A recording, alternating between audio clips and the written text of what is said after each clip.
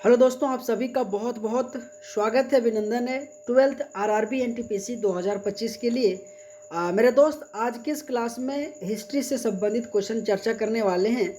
और दोस्त, मैं जितने भी क्वेश्चन आज की इस क्लास में प्रैक्टिस करवाऊंगा, सभी क्वेश्चन आपके आरआरबी एनटीपीसी सीबीटी 1 2025 में दोस्त पूछा गया था। तो जिनका भी दोस्तों अंडर ग्रेजुएट का एग्ज़ाम है, उन सभी मेरे साथी के लिए बहुत ही इंपॉर्टेंट क्लास होने वाला है। तो मेरे दोस्त, टाइम को वेस्ट ना करते हुए पहला क्वेश्चन देखते हैं। तो साथीगण, पहला क्वेश्चन है कि हड़प्पा कालीन मोहरें अधिकांशतः किससे बनी थी। साथीगण, ये क्वेश्चन आपके आरआरबी एनटीपीसी सीबीटी 1 2025 में पूछा गया था, है ना। तो जिसमें से पत्थर, टेराकोटा, आपके टाइटाइट, ठीक है, इसी के साथ तांबा, ये चार ऑप्शन दिया गया था। लेकिन दोस्तों, अगर मैं इस क्वेश्चन का आंसर की बात करूं तो टाइटाइट इस क्वेश्चन का राइट आंसर आ जाएगा, जो आप सभी को साथीगण याद रखनी है, ठीक है। अगर दोस्तों मैं अगला क्वेश्चन की बात करूं कि हड़प्पा की व्यावसायिक संबंध किससे था। अगर मैं कहूं कि हड़प्पा की व्यापारिक संबंध किससे था, जिसमें से दोस्त चीन, मिस्र, रोम, मेसोपोटामिया, ये चार ऑप्शन दिया गया था, है ना। तो दोस्तों, अगर मैं इस क्वेश्चन का राइट आंसर की बात करूं तो मेसोपोटामिया इस क्वेश्चन का राइट आंसर आ जाएगा। और ये दोस्त सभी क्वेश्चन बहुत इंपॉर्टेंट है और आपके एग्जाम का दोस्त पूछा गया है ना। तो दोस्त, जो भी क्वेश्चन मैं करा रहा हूँ ना, आपको आराम से दोस्त आराम से प्रैक्टिस करनी है ना। अगर मैं अगला क्वेश्चन की बात करूँ कि सिंधु घाटी सभ्यता लगभग कितने समय तक फली फूली थी।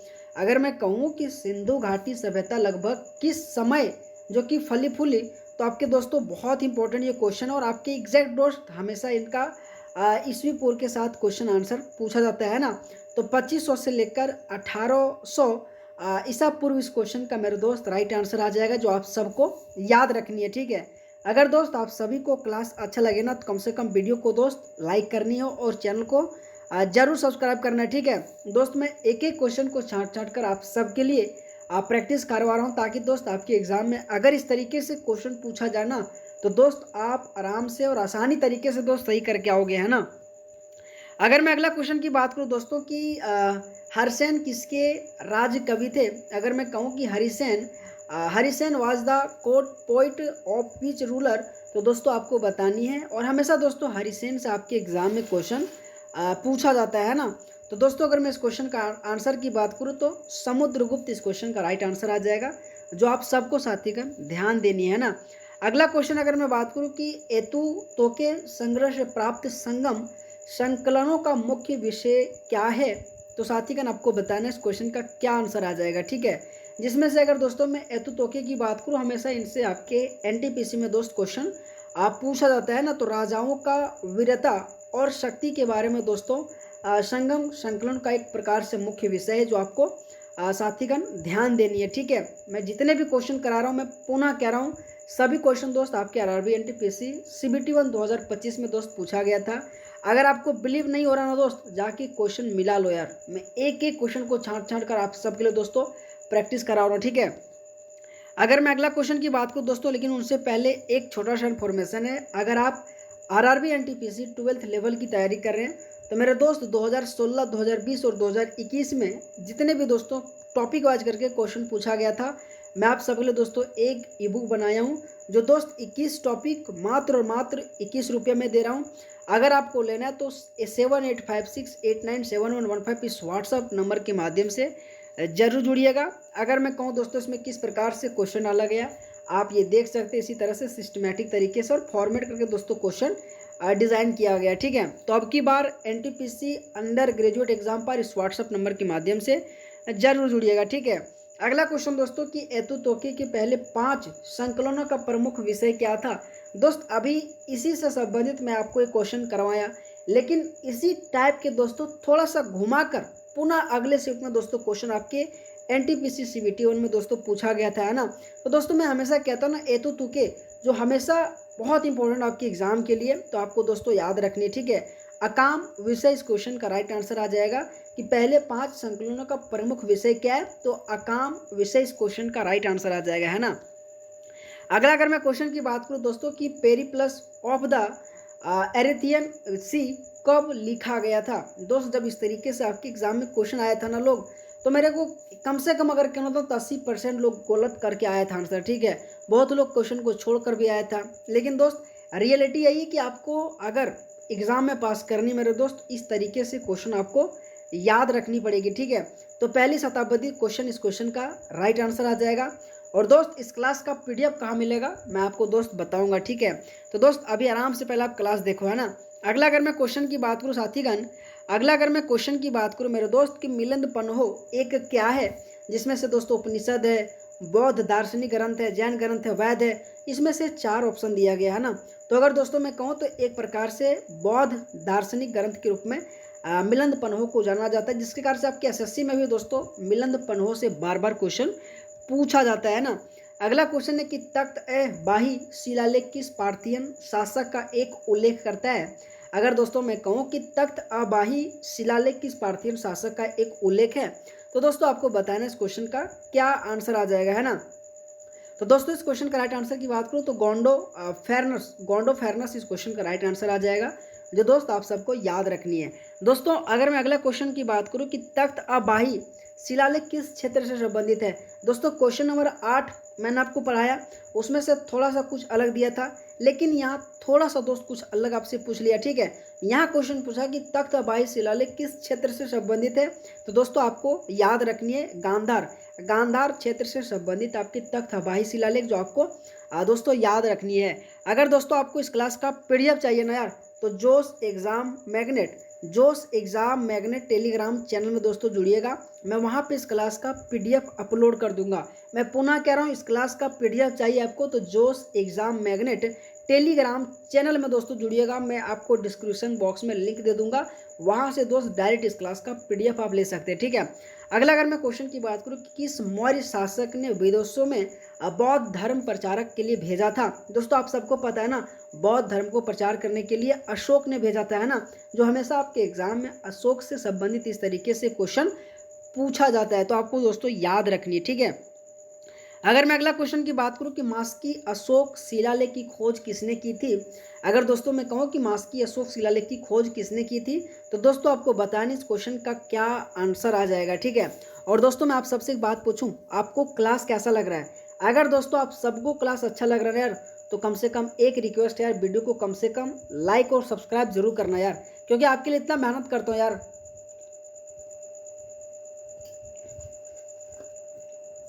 तो दोस्तों अगर मैं कहूँ क्वेश्चन नंबर 12 का आंसर, तो ये भी बहुत इंपॉर्टेंट है। सी बिडॉन इस क्वेश्चन का राइट आंसर आ जाएगा, जिन्होंने दोस्तों मास्की अशोक शिलालेख की खोज किया था, ठीक है, जिसके कारण से आपके एग्जाम में क्वेश्चन पूछा जाता है। अगला क्वेश्चन है कि निम्न में से कौन सा स्तूप उस स्थान को चिन्हित करता है जहां बुद्ध ने पहला उपदेश दिया था। तो बताओ यार, आपको दोस्तों हमेशा हर किसी को दोस्तों ये क्वेश्चन का आंसर पता होगा, ठीक है, कि ऐसा कौन सा स्तूप है उस स्थान का चिन्हित करता है जहां बुद्ध ने पहला उपदेश दिया था। तो दोस्तों अगर मैं इस क्वेश्चन का आंसर की बात करूँ तो आपके धमेक स्तूप आ जाएगा, ठीक है, धमेक स्तूप इस क्वेश्चन का साथीगण सही जवाब आएगा। अगर मैं अगला क्वेश्चन की बात करूं कि बुद्ध के अवशेष किस संरचना के अंदर पाए जाते हैं। अगर दोस्तों मैं कहूं कि बुद्ध के अवशेष किस संरचना के अंदर पाए जाते हैं, जिसमें से मंदिर, स्तंभ, स्तूप, विहार, दोस्तों आपको बताना इस क्वेश्चन का क्या सही जवाब आएगा, ठीक है। तो अगर मैं आंसर की बात करूं तो स्तूप आ जाएगा, ठीक है, कि बुद्ध के अवशेष किस संरचना के अंदर पाए जाते हैं, तो स्तूप इस क्वेश्चन का राइट आंसर आ जाएगा। अगला अगर मैं क्वेश्चन की बात करूं कि अमरावती स्तूप का निर्माण किसने करवाया था। अगर दोस्तों मैं कहूं कि अमरावती स्तूप का निर्माण किसने करवाया था, तो दोस्तों अपने दिल पे हाथ रख के कहना, इस तरीके से क्वेश्चन आपको आता है, नहीं आता ना दोस्त, कुछ नहीं करो यार, कम से कम रिवीजन जरूर कर लेना, ठीक है। मैं आप सबसे दोस्त रिक्वेस्ट करता हूँ, रिवीजन जरूर कर लेना, क्योंकि आपके एग्जाम के लिए ये सभी क्वेश्चन बहुत इंपॉर्टेंट, ठीक है। तो अमरावती स्तूप का निर्माण किसने करवाया था, तो सातवाहन इस क्वेश्चन का मेरे दोस्त राइट आंसर आ जाएगा, ओके। अगर मैं अगला क्वेश्चन की बात करूं कि हर्षवर्धन की राजधानी क्या थी। अगर दोस्तों आपने हमारा एक्सप्लेन क्लास देखा होगा ना, तो इस तरीके से सभी क्वेश्चन में एक्सप्लेन करके पढ़ाया था, ठीक है, जिसमें से थानेश्वर, कन्नौज, उज्जैन, पाटलिपुत्र। दोस्तों आप ये दोनों आंसर काट सकते हो, ठीक है, अगर दोस्तों आपने थोड़ा भी बहुत पढ़ा होगा, ठीक है। तो दोस्त इस क्वेश्चन का आंसर आपके कन्नौज आ जाएगा, ठीक है। हर्षवर्धन की राजधानी क्या थी, तो साथीगण कन्नौज इस क्वेश्चन का राइट आंसर आ जाएगा। ओके, अगला अगर मैं क्वेश्चन की बात करूँ कि बादामी के चालुक्यों की राजधानी किसने की थी, अगर मैं कहूँ साथीगण कि बादामी के चालुक्यों की स्थापना किसने की थी, या स्थापना के बारे में पूछ रहा है। ठीक है, तो दोस्तों पुलकेशिन प्रथम, आपको लगता है दोस्त, मेरे को तो ये लगता है यार कि हाँ हो सकता है, यही सोच के आपको दोस्तों पढ़नी इस तरह से। ठीक है, देखो मेरे को एक ही बात कहता हूँ, 4 ऑप्शन जब लाता हूँ ना, उससे आपका ये फायदा होता है यार, 4 में से रिलेट करके आप पढ़ो। आपको दोस्तों नंद वर्मन यार ये तो नहीं लगता है, आपके विष्णु वर्मन ये नहीं लगता है, दोस्त आपको डायरेक्ट आंसर मारनी है पुलकेशिन प्रथम। अगर आपने कभी पहले क्वेश्चन भी देखा होगा ना यार, तो कम से कम 4 ऑप्शन को पढ़ो, ताकि दोस्त आपका तुरंत माइंड में क्लिक करेगा यार नहीं फर्स्ट ऑप्शन सही है। तो इस तरीके से दोस्त आप सही कर सकते हो। ठीक है, तो याद रखने कि बादामी के चालुक्य की स्थापना किसने की थी, तो पुलकेशिन प्रथम इस क्वेश्चन का राइट आंसर आ जाएगा। अगला क्वेश्चन है कि बादामी की गुफाओं का निर्माण किस वंश ने कराया था। दोस्त अभी जस्ट मैंने आपको क्वेश्चन कराया क्वेश्चन नंबर 17, तो वहाँ से दोस्तों आप रिलेट करके पढ़ सकते हैं कि चालुक्य इस क्वेश्चन का राइट आंसर आ जाएगा। ठीक है, कि बादामी की गुफाओं का निर्माण किस वंश ने करवाया था, तो चालुक्य इस क्वेश्चन का राइट आंसर आ जाएगा, जो आप सबको मेरे दोस्त याद रखनी है। ठीक है, अगर मैं अगला क्वेश्चन की बात करूं कि शुंग वंश का अंतिम शासक कौन था, मेरे दोस्त बहुत इंपॉर्टेंट है, शुंग वंश से हमेशा क्वेश्चन आपके एग्जाम में पूछा जाता है। ठीक है, तो दोस्तों अग्निमित्र नहीं दोस्त, पुष्यमित्र नहीं दोस्त, देवभूति इस क्वेश्चन का साथीगण राइट आंसर आ जाएगा। ठीक है, तो आप सबको याद रखनी है कि शुंग वंश का अंतिम शासक कौन था, तो देवभूति इस क्वेश्चन का राइट आंसर आ जाएगा। मैं पुनः कह रहा हूँ, जितने भी दोस्तों मैं क्वेश्चन आज की इस क्लास में करा रहा हूँ, सभी क्वेश्चन 2025 CBT 1 में दोस्तों पूछा गया था, तो आप सबको दोस्तों याद रखनी है। ठीक है, अगला अगर मैं क्वेश्चन की बात करूं कि लगभग 5000 वर्ष पूर्व थार रेगिस्तान क्षेत्र में कौन सी सभ्यता फली फूली, तो दोस्तों आपको पता है इस क्वेश्चन का क्या आंसर आ जाएगा, जिसमें वैदिक सभ्यता आपके ऑप्शन में, मौर्य सभ्यता है, सिंधु घाटी सभ्यता है, कुषाण सभ्यता है, ये 4 ऑप्शन दिया गया है ना। तो दोस्तों अगर मैं 5000 पूर्व की बात करूँ ना, तो सिंधु घाटी सभ्यता इस क्वेश्चन का आंसर आ जाएगा। दोस्तों मौर्य सभ्यता आप आंसर ऐसे ही तो नहीं दोगे, ठीक है, कुषाण सभ्यता भी नहीं देंगे, लेकिन दोस्त जैसे ही आपको थार रेगिस्तान के बारे में, सभ्यता के बारे में, फली फूली के बारे में देखा है ना, तो हमेशा दोस्त सिंधु घाटी सभ्यता इस क्वेश्चन का आंसर आप लगा सकते हो। ठीक है, अगला क्वेश्चन है कि नर्मदा सीमा पर हर्षवर्धन को किसने हराया था। दोस्तों आप सबको मैं कह रहा हूँ, ये क्वेश्चन मोस्ट रिपीटेड है और हमेशा दोस्तों आपके एग्जाम में ये क्वेश्चन पूछा जाता है। ठीक है, तो पुलकेशिन द्वितीय इस क्वेश्चन का राइट आंसर आ जाएगा। ठीक है, कि नर्मदा सीमा पर हर्षवर्धन को किसने हराया था, तो पुलकेशिन द्वितीय इस क्वेश्चन का राइट आंसर आ जाएगा, जो आपको याद रखनी है। अगला क्वेश्चन है कि किस चीनी यात्री ने शिलादित्य नामक शासक का उल्लेख किया था। अगर मैं कहूँ कि कौन से ऐसे जो कि शासक है, उन्होंने चीनी यात्रा ने शिलालेख नामक शासक का उल्लेख किया था, तो दोस्तों शिलालेख के बारे में चीनी यात्री से जैसे आए ना, तो आपको मन में क्या आता है यार, चीनी से संबंधित हैंड सॉन्ग से हमेशा क्वेश्चन चीनी यात्रा से दोस्तों क्वेश्चन पूछा जाता है, तो आप सबको दोस्तों याद रखनी है। ठीक है, अगला अगर मैं क्वेश्चन की बात करूं कि अजंता की गुफाओं का वर्णन किस यात्री ने की थी, आपको दोस्तों बतानी है कि अजंता की गुफाओं का वर्णन किस यात्री ने किया था, जिसमें दोस्तों आपकी ये 4 ऑप्शन दिया गया है और चारों के चारों दोस्तों बहुत इंपॉर्टेंट है ना। तो दोस्तों हैंड्स-ऑन इस क्वेश्चन का राइट आंसर आ जाएगा। ठीक है, अजंता की गुफाओं का वर्णन किस यात्री ने किया था, तो हैंड्स-ऑन इस क्वेश्चन का राइट आंसर आ जाएगा। अगला क्वेश्चन है कि इस्लामी शासकों के शासन काल में निम्नलिखित में से कौन सी इमारत निजी प्रयोजन के लिए होती थी।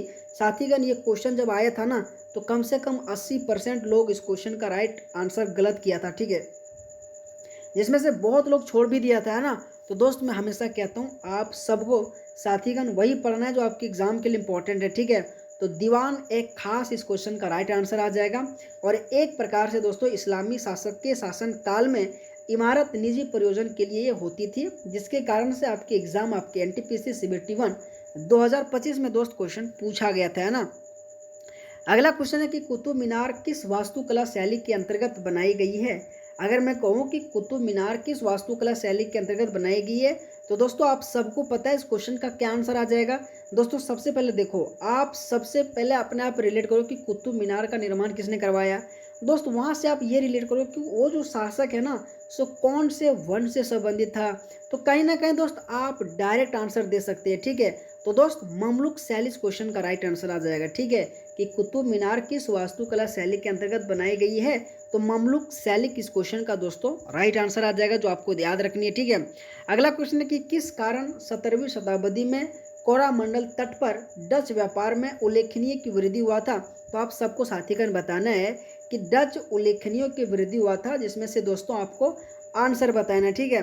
तो दोस्त दक्षिण पूर्व एशियाई बाजारों की वस्तुओं की मांग के कारण से दोस्तों उल्लेखनीय वृद्धि हुआ था, जो आपको दोस्तों याद रखनी है, ठीक है। अगला क्वेश्चन है कि अजमेर में 2.5 दिन का झोपड़ा किस राजवंश के काल में बनाया गया था। दोस्त ये बहुत ही आसान और बहुत ही लल्लू क्वेश्चन है, ठीक है। दोस्तों आपके एग्जाम में हमेशा मैं कहता हूँ यार कि 2.5 दिन का झोपड़ा कौन बनाया था। गुलाम वंश, मुगल वंश, मौर्य वंश, लोधी वंश, ये चारों वंश दोस्तों बहुत इंपॉर्टेंट है, ठीक है। और दोस्तों अगर मैं इस क्वेश्चन का आंसर की बात करूं तो गुलाम वंश आ जाएगा, ठीक है। गुलाम वंश ने 2.5 दिन का झोपड़ा बनाया था, जो आपको याद रखनी है। अगला क्वेश्चन दोस्तों कि वल्लभी के प्रारंभिक शासक कौन थे। दोस्तों आपको इस क्वेश्चन का आंसर दिख गया होगा, मुझे पूरा विश्वास है दोस्त, ठीक है। कोई नहीं यार, थोड़ा ज़्यादा स्क्रॉल हो जाता है, कोई बात नहीं, ठीक है। वल्लभी के प्रारंभिक शासक कौन थे। मौर्य, गुप्तों की अधीनस्था, हुन और सातवाहन। दोस्त क्वेश्चन के जस्ट मैं आंसर इसलिए देता हूँ ताकि दोस्त आप पीडीएफ से अगर रिवीजन करोगे ना, तो कम से कम दोस्त क्वेश्चन के जस्ट ही आंसर मिल जाएगा, आपको ढूंढने की जरूरत नहीं पड़ेगा, ठीक है। इसलिए दोस्त मैं मेहनत करता हूँ ताकि क्वेश्चन के जस्ट नीचे मैं आपको आंसर दे दूँ, ठीक है। तो कभी कभी ये होता है 1-2 क्वेश्चन का आंसर आपको दिख भी जाता है, तो कोई बात नहीं यार, कम से कम पढ़ो यहाँ पे, है ना। तो गुप्तों के अधीनस्था इस क्वेश्चन का राइट आंसर आ जाएगा, जो आप सबको याद रखनी है। अगला क्वेश्चन दोस्तों कि 1610 में डचों ने किस स्थान पर कारखाना स्थापित किया, जो बाद में कोरामंडल क्षेत्र का मुख्यालय बन गया। दोस्तों इस क्वेश्चन का आंसर बताओ, मैं इस क्वेश्चन का आंसर आपको नहीं दिखाया हूँ, तब मैं जानूँ इस क्वेश्चन का क्या आंसर आप देते हो। मैं आपको दोस्तों 5 सेकेंड का टाइम दे रहा हूँ, ठीक है, जल्दी आंसर दो।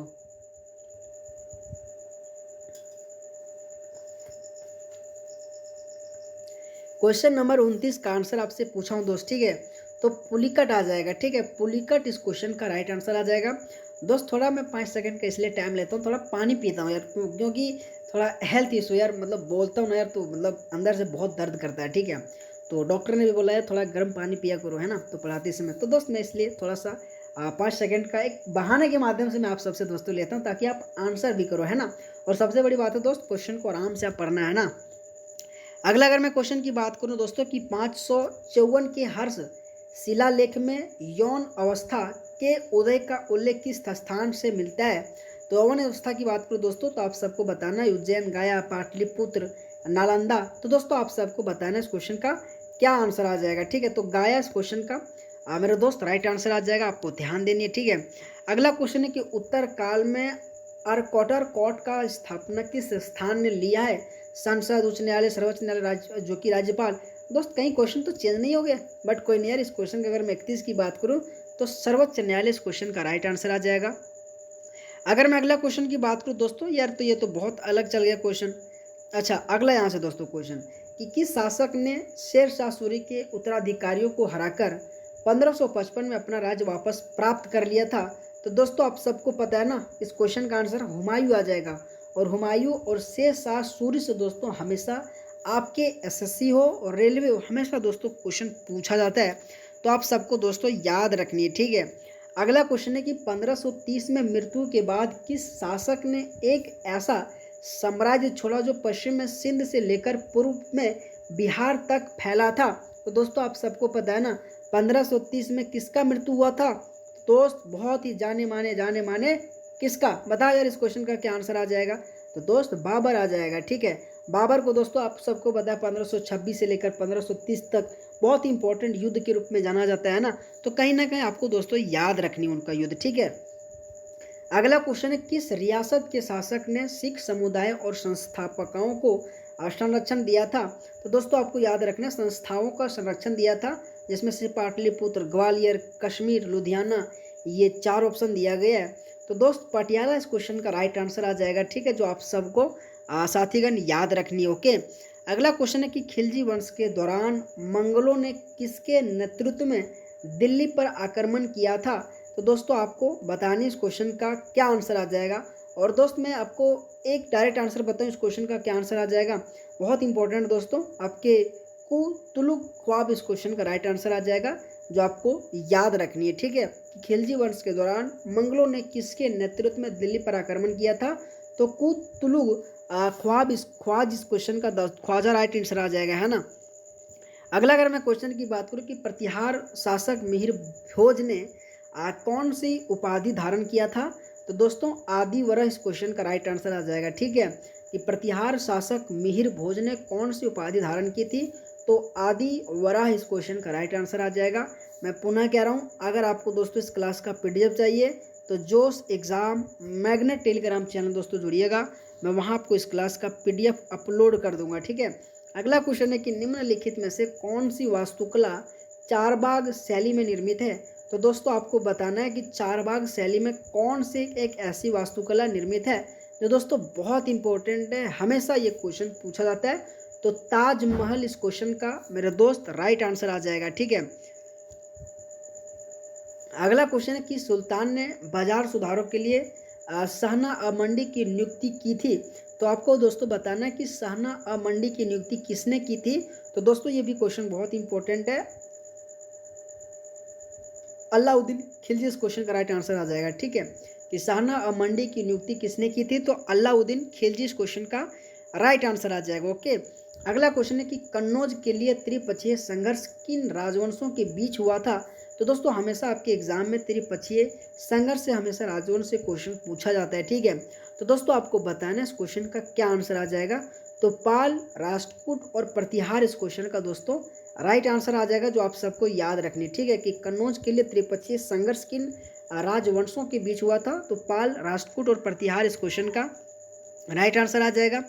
अगला क्वेश्चन है कि दिल्ली सल्तनत का कौन सा शासक 1292 में अभिलाष जो यानी कि विदिशा के अभियान से जुड़ा था, तो दोस्तों आपको एक बात पूछूं, आपको क्वेश्चन का लेवल कैसा लग रहा है, और दोस्तों मैं पुनः कह रहा हूं, जो मैं क्वेश्चन करा रहा हूँ ना यार, सभी क्वेश्चन आपके आरआरबी एनटीपीसी सीबीटी 1 2025 में दोस्त क्वेश्चन पूछा गया था। ठीक है, तो दोस्त बिंदास होकर आप इस क्लास को देखो यार, और कम से कम पीडीएफ से रिवीजन करके एग्जाम देने चला जाओ। ठीक है, मैं उम्मीद करता हूँ दोस्त ये आपके एग्जाम के लिए बहुत इंपॉर्टेंट। ठीक है, तो अलाउद्दीन खिलजी इस क्वेश्चन का दोस्त राइट आंसर आ जाएगा, जो आप सबको याद रखनी है। ओके, अगला क्वेश्चन है कि आगरा किला में जहांगीर महल के निर्माण के लिए मुख्य रूप से निम्नलिखित में से किस सामग्री का उपयोग किया गया था, दोस्तों ये क्वेश्चन कई बार मोस्ट रिपीटेड और बार बार क्वेश्चन आपके एग्जाम में ये क्वेश्चन पूछा जाता है, तो बलुआ पत्थर इस क्वेश्चन का दोस्त राइट आंसर आ जाएगा। ठीक है, बलुआ पत्थर इस क्वेश्चन का राइट आंसर आ जाएगा, जो दोस्तों जहांगीर महल के निर्माण में मुख्य रूप से बलुआ पत्थर का प्रयोग किया गया था, है ना। अगला क्वेश्चन है कि निम्नलिखित में से किस संरचना का निर्माण औरंगजेब द्वारा करवाया गया था, तो दोस्तों औरंगजेब के द्वारा निर्माण कौन सा करवाया गया था, तो दोस्तों बीबी का मकबरा या फिर एतमादुद्दौला का मकबरा, ये तो इम्पोर्टेंट है, लेकिन दोस्तों इस क्वेश्चन का आंसर की बात करूँ तो बीबी का मकबरा इस क्वेश्चन का राइट आंसर आ जाएगा, है ना।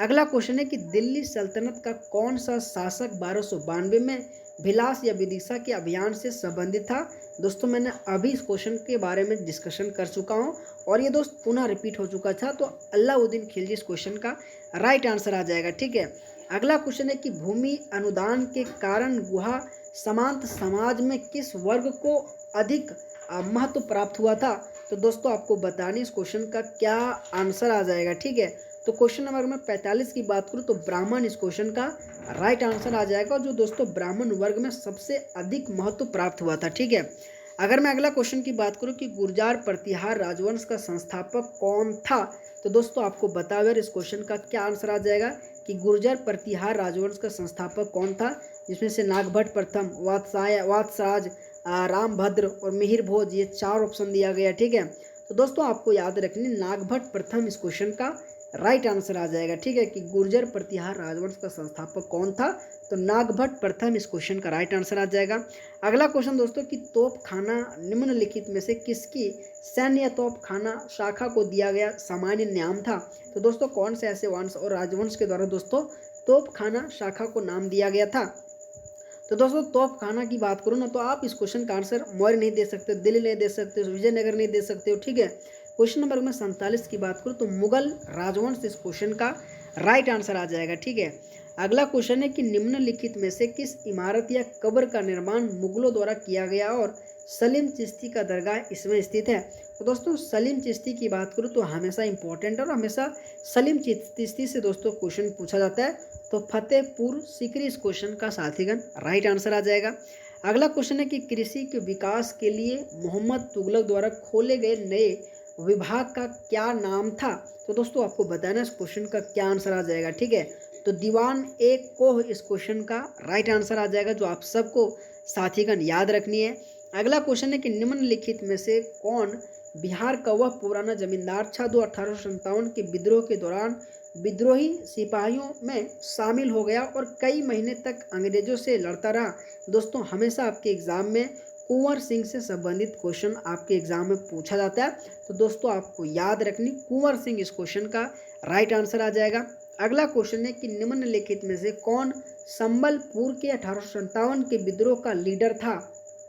तो दोस्तों बताना कि संबलपुर के 1857 का विद्रोह का जो लीडर कौन था, तो आपको दोस्तों याद रखने तो वीर सुरेंद्र शाह इस क्वेश्चन का दोस्तों राइट आंसर आ जाएगा।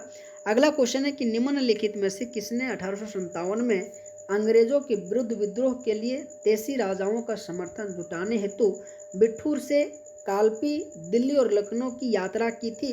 दोस्तों ये क्वेश्चन मोस्ट इंपॉर्टेंट और बहुत हाई लेवल का भी एक क्वेश्चन नंबर 52 है। ठीक है, तो दोस्तों नाना साहब इस क्वेश्चन का राइट आंसर आ जाएगा, जो आप सबको दोस्तों याद रखनी है। अगला क्वेश्चन है कि काजी सिंह और भीमा नायक जैसे भील नेताओं का नेतृत्व में भील विद्रोह किस वर्ष हुआ था। तो दोस्तों अगर मैं भील विद्रोह की बात करूँ ना, तो आप सबको दोस्तों याद रखनी है, बहुत इंपॉर्टेंट है, 1818 इस क्वेश्चन का दोस्तों राइट आंसर आ जाएगा। ठीक है, अगला अगर मैं क्वेश्चन की बात करूँ दोस्तों, तो भारत में ब्रिटिश क्षेत्र के नागरिक एवं सैन्य सरकार के सभी मामलों को नियंत्रण करने के लिए कौन सा निकाय स्थापित किया गया था।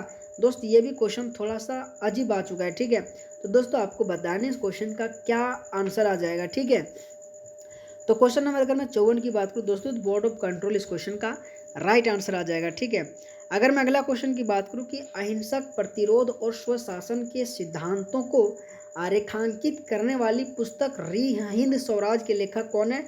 तो हिंद स्वराज दोस्तों हमेशा आपके एग्जाम में क्वेश्चन पूछा जाता है। ठीक है, तो महात्मा गांधी आ जाएगा, है ना।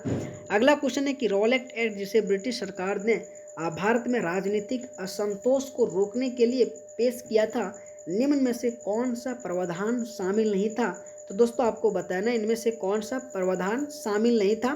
तो दोस्तों 56 का आपको याद रखनी है, अभिव्यक्ति की स्वतंत्रता पर प्रतिबंध करना, इस क्वेश्चन का दोस्त राइट आंसर आ जाएगा। ठीक है, अगला क्वेश्चन है कि भारत में 1793 में चार्टर नवीकरण के समय बोर्ड ऑफ कंट्रोल का अध्यक्ष कौन था। तो दोस्तों आपको बताना है कि बॉर्डर ऑफ कंट्रोल का अध्यक्ष कौन था, और ये भी क्वेश्चन हमेशा इंपॉर्टेंट आपके एग्जाम के लिए। ठीक है, तो हेनरी डंडास इस क्वेश्चन का दोस्तों आंसर आ जाएगा। ठीक है, डंडास। ठीक है, डंडास इस क्वेश्चन का राइट आंसर आ जाएगा। अगला अगर मैं क्वेश्चन की बात करूँ कि ब्रिटिश शासक के तहत भारत के लिए अंतिम अपील न्यायालय कौन सा था। तो दोस्तों आपको बताना है इस क्वेश्चन का क्या आंसर आ जाएगा, और दोस्त आप सबको याद रखनी है इस क्वेश्चन का आंसर प्री काउंसिल लंदन इस क्वेश्चन का राइट आंसर आ जाएगा, और हमेशा भारत के लिए अंतिम अपील न्यायालय के रूप में जाना जाता है। ठीक है, तो दोस्तों इस तरह से और भी क्वेश्चन है, तो आप पीडीएफ के माध्यम से दोस्त आराम से रिवीजन कर लेना। ठीक है, कुल दोस्तों मैं आपको 65 क्वेश्चन लाया था आज की इस क्लास में। तो दोस्तों आप सबसे रिक्वेस्ट है, अभी तक अगर 65 तो आपको नहीं दिखाई हूँ, 60 आपको दोस्तों मैंने रिवीजन कराया, 60 में से आप कितना सही किया दोस्तों। आप सबसे रिक्वेस्ट है दोस्तों एक रिव्यू कमेंट बॉक्स में देना। अगर दोस्तों आप सभी को क्लास अच्छा लगा होगा तो वीडियो को दोस्त लाइक करनी है और चैनल को दोस्त ज़रूर सब्सक्राइब करनी है। और दोस्त आप सबसे रिक्वेस्ट है, अगर आपको इस क्लास का पीडीएफ चाहिए तो जोश एग्ज़ाम मैग्नेट टेलीग्राम चैनल में दोस्तों जुड़िएगा, मैं वहाँ पे आपको पीडीएफ इस क्लास का दे दूँगा। ठीक है, तो ऑल द बेस्ट, आप सबका धन्यवाद, थैंक यू सो मच।